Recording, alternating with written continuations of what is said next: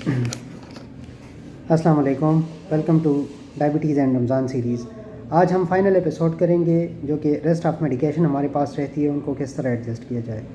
اگر ہمارے پیشنٹ جو ہے وہ گلیپٹنس پہ ہے، سچ ایز سیٹا گلیپٹن یا ویلٹا گلیپٹن یا اس میں لینا گلیپٹن آتی ہے، تو اس میں ہائپوگلائسیمیا کا چانس بہت زیادہ کم ہوتا ہے، اس لیے اس میں کوئی ڈوز ایڈجسٹمنٹ کی ضرورت نہیں پڑتی۔ اس کے علاوہ ہمارے پاس اگر SGLT2 انہیبیٹر پہ پیشنٹ ہے جس میں ہمارے پاس ڈیپاگلیفلوزین ہے، ایمپاگلیفلوزین ہے یا ایٹوگلیفلوزین جو کہ پاکستان میں اویلیبل ہے، اگر پیشنٹ یہ یوز کر رہے تو اس میں رسک آف ڈی ہائیڈریشن ہے، مطلب یہ جسم میں پانی کی کمی پیدا کرتی ہے۔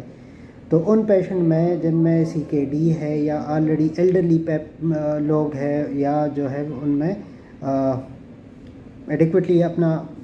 فلوئڈ والیوم مینٹین نہیں کرتے، تو ان میں رسک آف ڈی ہائیڈریشن زیادہ ہوتا ہے، پانی کی کمی زیادہ ہو سکتی ہے۔ تو SGLT2 کی ڈوز کو ہم افطار پہ لے کے آتے ہیں اور اس کے بعد مریض کو ہم ایڈوائز کرتے ہیں کہ آپ زیادہ سے زیادہ پانی استعمال کیا کریں۔ اچھا، اس کے علاوہ اگر پیشنٹ انسولین پہ ہے تو انسولین والے پیشنٹ کے لیے مختلف آپشنز ہیں۔ اگر پیشنٹ لانگ ایکٹنگ انسولین استعمال کر رہے، مطلب NPH ہے یا اس میں گلارجین ہے یا ڈیگلوڈیک ہے، تو اگر پیشنٹ دن میں ایک مرتبہ انسولین کو استعمال کر رہے تو وہی مارننگ والی ڈوز ہم افطار میں لے کر آ جاتے ہیں اور اس کو ایڈجسٹ کر لیتے۔ اگر دن میں وہ 2 دفعہ استعمال کرتے تو ہم مارننگ ڈوز کو افطار میں لے کے آ جاتے ہیں اور ایوننگ ڈوز جو ہے وہ سحری کے ٹائم پہ، جس میں ہم 25 to 30% کمی کر دیتے ہیں۔ اچھا، اس کے علاوہ ہمارے پاس انسولین کی اور بھی مختلف آپشنز ہے۔ اگر ہمارے پیشنٹ جو ہے شارٹ ایکٹنگ انسولین استعمال کر رہے، سچ ایز ایپیڈرا یا ایکٹریپڈ یا ہیمولین آر، اور وہ دن میں 3 مرتبہ تو لنچ والی ڈوز کو اسکپ کر دینا چاہیے اور مارننگ کی جو ڈوز ہے وہ افطاری کے ٹائم لے، اور نائٹ کی جو ڈوز ہے وہ سحری کے ٹائم پہ، لیکن ڈوز کو 25 to 30% یا 50% اس کو کم کر کے۔ اچھا، اگر پیشنٹ پری میکس پہ ہے، 70-30 پہ ہے یا اس کے علاوہ ادر 50-50 پہ ہے یا 85-15 پہ ہے یا 75-25 پہ ہے،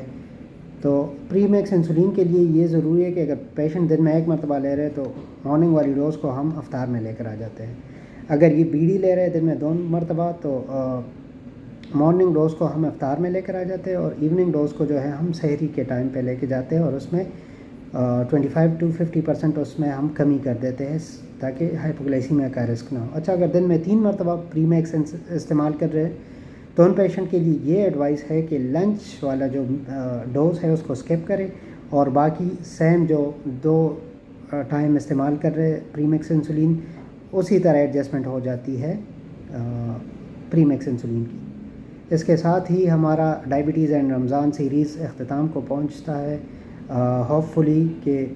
یہ سیریز مریضوں کو اپنی میڈیکیشن ایڈجسٹ کرنے میں مدد دیتی ہو اور اپنا رسک جاننے میں مریضوں کو مدد دیتی ہو، تاکہ کون کون سے پیشنٹ کو آئیڈینٹیفائی کیا جا سکے کہ وہ روزہ رکھ سکتے، اور وہ پیشنٹ جو روزہ نہیں رکھ سکتے ان کو پراپرلی